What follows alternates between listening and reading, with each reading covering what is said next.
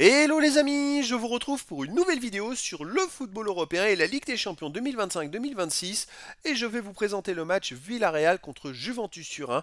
C'est un match qui a lieu ce mercredi 1er octobre 2025 à 21 h pour le compte de la deuxième journée dans cette compétition. Alors Villarreal c'est le 27e du classement qui reçoit la Juventus Turin le 16e. Dans cette vidéo on va revenir sur le classement de la Ligue des Champions avec les statistiques des deux équipes. On verra les résultats et le calendrier de ces deux équipes dans cette compétition ainsi que le classement des meilleurs marqueurs et des meilleurs passeurs de la Ligue des Champions.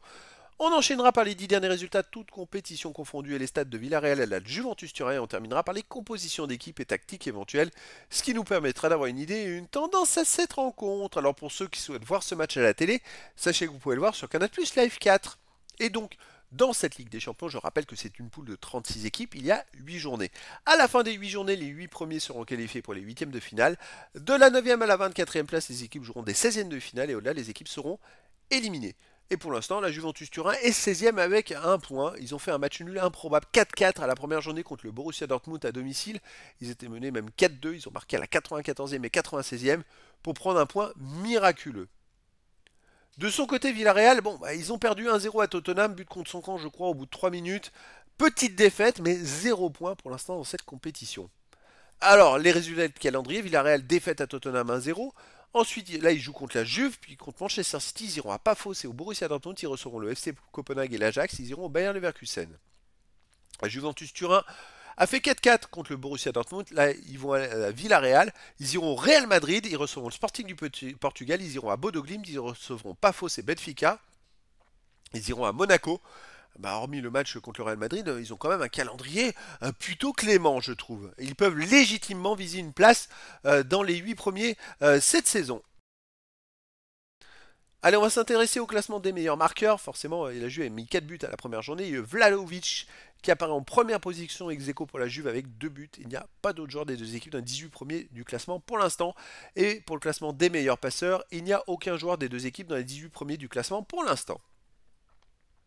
Les 10 derniers résultats, toutes compétitions confondues, Villarreal 6 victoires, 1 nul, 3 défaites, 16 buts marqués, 10 buts encaissés, plus 6 de différence de but. Villarreal, écoutez, est une équipe qui a commencé par 2 belles victoires en championnat. Après, il y a eu un petit trou avec un nul et 2 défaites sans marquer de but, dont la défaite en Ligue des Champions à Tottenham.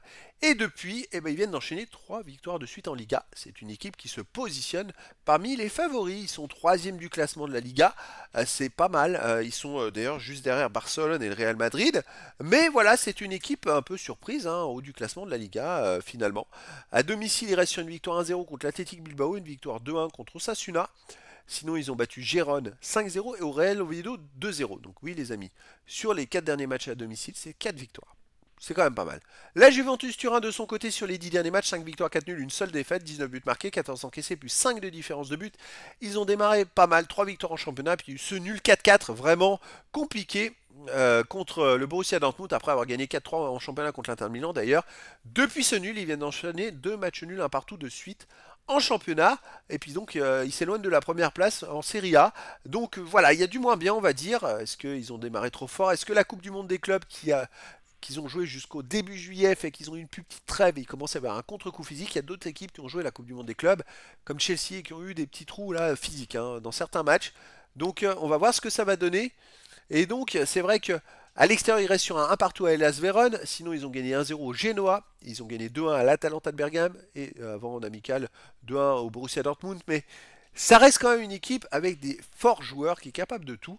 Après, Villarreal, il va y avoir du peps, l'énergie. Parce que c'est un peu comme Brest l'année passée, qui s'était tout nouveau, tout beau et qui a fait des grosses performances. Pour moi, Villarreal va jouer comme ça. Et bah écoutez, je verrais bien une surprise de Villarreal. 2 buts à 1 face à la Juve. Surtout avec Mikotadze, tout est possible. Voilà, comme je dis, dans le foot, toujours, tout est possible. Et donc, après, on va s'intéresser, les amis, aux compositions d'équipe.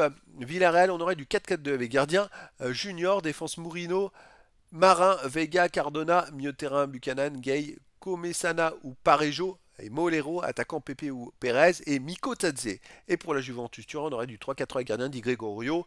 Défense Calulu, Bremer, Kelly, milieu de terrain McKenny, Coupe Miners, Thuram, Campeasso, attaquant Openda, Vlahovic et Yildiz. Donc voilà les amis, le décor est planté entre ces deux équipes et donc je vous donne rendez-vous ce mercredi 1er octobre 2025 à 21h pour le match de football de la deuxième journée de la Ligue des Champions 2025-2026. Villarreal, le 27e du classement, reçoit la Juventus Turin, le 16e. Voilà les amis, je vous dis à très bientôt pour une nouvelle vidéo.